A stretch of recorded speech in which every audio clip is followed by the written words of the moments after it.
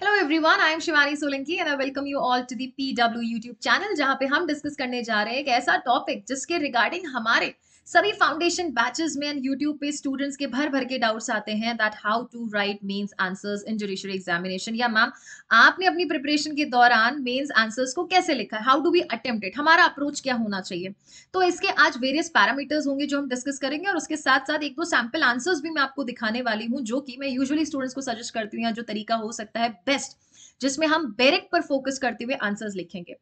इस सेगमेंट को आगे बढ़ाने से पहले मैं आपको ये कहूंगी कि कई बार आपको ये पता होना चाहिए कि जुडिशरी के मेंस एग्जाम में आपसे क्वेश्चन कैसे पूछे जाते हैं। If you know the pattern of the question, तो आप उसके अकॉर्डिंग फिर अपना आंसर प्रिपेयर करेंगे। क्योंकि जब तक आपको पैटर्न नहीं पता, जब तक आपको टाइप्स ही नहीं पता कि कितने टाइप के क्वेश्चन पूछे जा सकते हैं, तो आप तब तक आंसर प्रिपेयर नहीं कर पाएंगे। तो पहला पैटर्न कौन से, डायरेक्ट सेक्शन बेस्ड आ सकता है। डायरेक्ट आपको बोल देंगे राइट्स एंड लाइबिलिटीज बताइए, सेलर्स के, बायर के, बेलर के, बेली के। डेफिनेशन सेक्शन पूछा जा सकता है, डॉक्यूमेंट की डेफिनेशन बताइए। इलस्ट्रेशन बेस्ड जो कि आपके बेरेक्ट में होते हैं, जो बेरेक्ट में मौजूद है that is illustration. Direct Indian contract act, BNS से डायरेक्ट आपके इलस्ट्रेशन क्वेश्चन में दिया जा सकता है। Then you have to decide कि कौन सा प्रोविजन यहाँ पे लगेगा या उसका लीगल इफेक्ट क्या होने वाला है। For that you can take the help of that provision as well, plus your interpretation, plus any case law if you can recall. Then is situation based question. अब ये एग्जाम्पल हो सकता है, example हो सकता है या एक्चुअल केस लॉ की सिचुएशन डाल दे आपको, जो कि हरियाणा और दिल्ली का थोड़ा ज्यादा पैटर्न रहता है। Then you have to write the answer in the same way जैसे इलस्ट्रेशन बेस्ड को अप्रोच करते हो। Differences based, usually differences based question, जहां पे आपको दो चीजों का डिफरेंस या तीन कॉन्सेप्ट्स का डिफरेंस पूछा जा सकता है, हमेशा टैबुलर फॉर्म में ही इसको अटेम्प्ट करने की कोशिश की जानी चाहिए।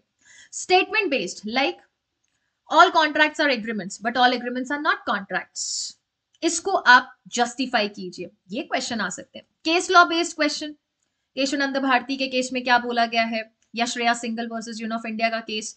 तो ऐसे बहुत सारे केसेस हैं जिनके अंदर कोई स्टैंडर्ड या कोई गाइडलाइंस दे रखी है, जिसकी वजह से कोई महत्वपूर्ण अमेंडमेंट हुए, वो केस लॉ बताया जा सकता है, पूछा जा सकता है। या डॉक्ट्रिन बेस्ड, जो कि आपकी टीपीए में बहुत सारे, कॉन्स्टिट्यूशन में बहुत सारे, जिसके लिए आपको सेक्शन की भी जरूरत पड़ेगी और केस लॉस की भी जरूरत पड़ेगी। सो दीज आर मोटे मोटे तौर पे कुछ ऐसे हमारे और भी एक दो तरीके हो सकते हैं, बट यूजुअली ये जो तरीका है, ये जो क्वेश्चन है, वो ज्यादा देखने को आपको एग्जाम में मिलता है। अब आएंगे हम कि आखिर हमने प्रोसीड कैसे करना चाहिए। तो जब भी आप ऐसे मेंस के क्वेश्चन को प्रोसीड करोगे, सबसे पहले आपको एक चीज ध्यान रखनी है एंड दैट इज बेरेक्ट। मतलब मुझे अपनी बेरेक्ट की लैंग्वेज को फॉलो करना है, बेरेक्ट की लैंग्वेज के बाहर में नहीं जाऊं। देन अनदर पॉइंट इज कि आप अपना ओपिनियन रखें या नॉलेज। ऑब्वियस सी बात है, बेरेक्ट का नॉलेज रखना है आपको। ओपिनियन फॉर्म करने बैठ गए तो आपका पेपर बहुत लंबा चला जाएगा, and you need to remember कि आपके सेमेस्टर एग्जाम नहीं है।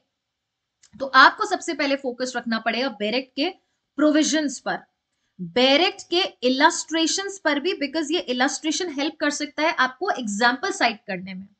बेरेक्ट के साथ साथ आप उस क्वेश्चन में केस लॉ भी ऐड कर सकते हैं। अब केस लॉ कैसे सिलेक्ट करना है, मोस्ट प्रेफरेंस जो आपको देनी चाहिए वो हमेशा सुप्रीम कोर्ट के केसेस को देनी चाहिए। लेकिन अगर जिस स्टेट एग्जाम को आप टारगेट करें उसका हाई कोर्ट का कोई लैंडमार्क डिसीजन है तो वो भी हो सकता है, देन अदर हाई कोर्ट को तो आपको प्रेफरेंस देनी ही चाहिए। तो केस लॉ जरूर लिखें, और जब भी आंसर लिखें तो इट डिपेंड्स कितने मार्क्स का क्वेश्चन पूछा गया है। अगर वो अच्छा खासा 8, 10, 12, 15 ऐसे मार्क्स का पूछा गया है, तो इंश्योर कि आप इंट्रो भी लिखें एंड कंक्लूजन भी लिखें।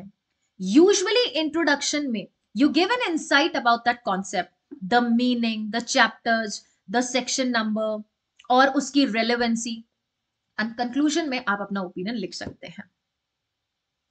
मार्क्स के बाद, बेरेक्ट के प्रोविजन फोकस करने के बाद, केस लॉ फोकस करने के बाद, अब आपके पास कुछ बचता है, तो वो ये रहता है कि मैं जब आंसर अटेम्प्ट कर रहा हूं तो मुझे किन चीजों का ध्यान रखना है।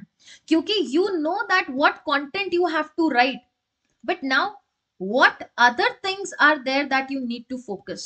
सबसे important, time management.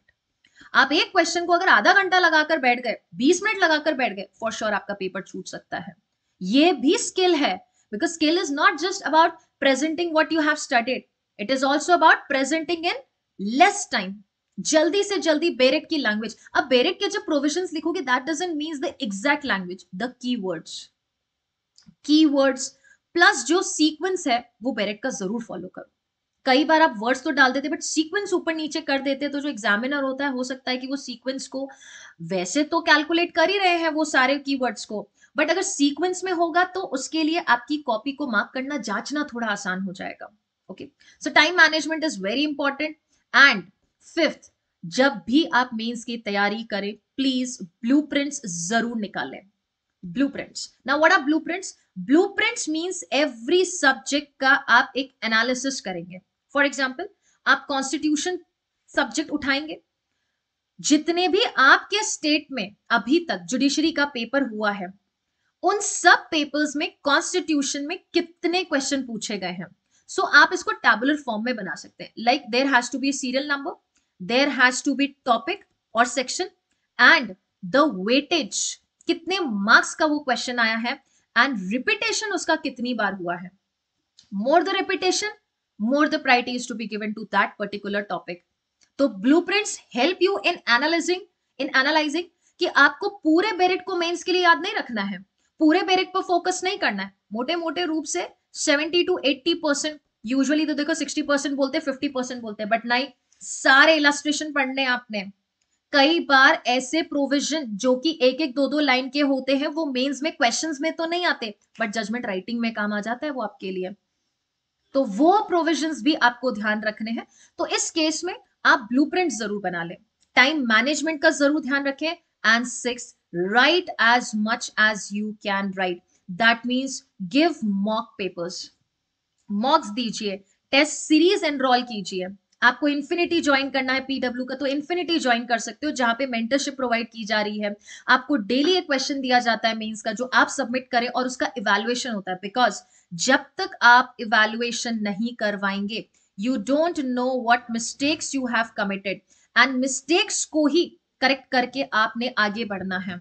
Because we all think कि जो मैंने आंसर लिखा है वो मोस्ट अप्रोप्रिएट आंसर होगा, लेकिन अगर कोई आपका सीनियर है या आपका कोई टीचर है जो आपके आंसर को कंटिन्यूअसली मॉनिटर कर रहा है तो आसानी हो जाती है समझने में that are we going in a correct direction और नॉट, और उस वजह से आप कंट्रोल हो पाते हैं। और जब कंट्रोल कर पाएंगे तो यू विल अंडरस्टैंड कि आपका डायरेक्शन क्या है। So it is very necessary. Self evaluation हो सकता है, कोशिश करो कोई सीनियर है, कोई टीचर है, कोई एडवोकेट है या कहीं से कोई टेस्ट सीरीज ले रखी है तो उसका इवैल्यूएशन जरूरी है। So that's how you write mains answer. Mains answers writing is nothing but whatever you have studied in preliminary, बस उसी का एक representation है।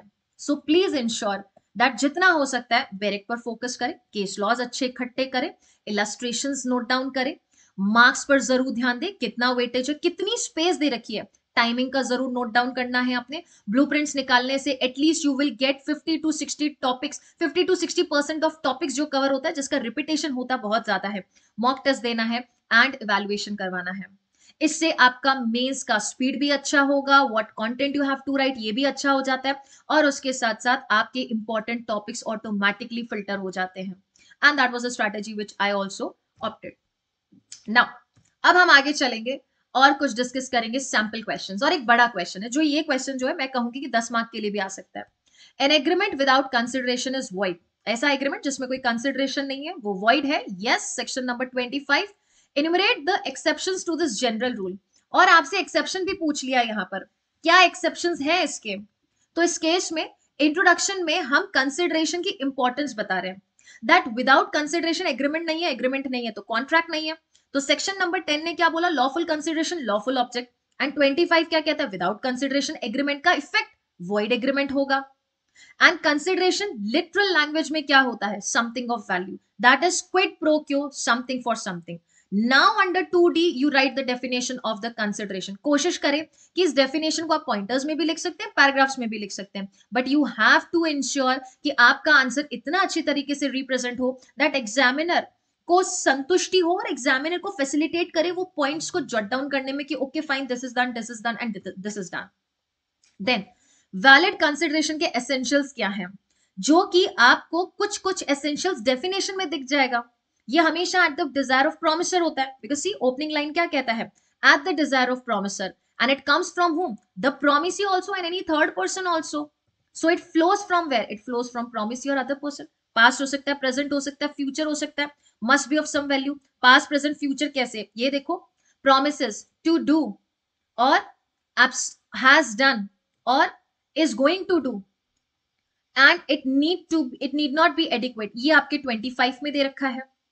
सेक्शन नंबर 23 कहता है लॉफुल कंसिडरेशन का मीनिंग क्या होना चाहिए, बिकॉज 25 में जो कंसिडरेशन है वो 23 के तहत लॉफुल भी तो होना चाहिए. ये 10 बोलता है not forbidden, sorry forbidden by law है तो अनलॉफुल है. Defeat provision of law fraudulent implies injury to person, court regards it immoral और अगेंस्ट पब्लिक पॉलिसी है, तो ये सब अनलॉफुल कंसिडरेशन अनलॉफुल ऑब्जेक्ट में जाएगा ना. 25 जनरल रूल आपको स्टेट करता है कि एग्रीमेंट जिसमें कोई कंसिडरेशन ही नहीं है वो कैसा होगा? वॉइड होगा.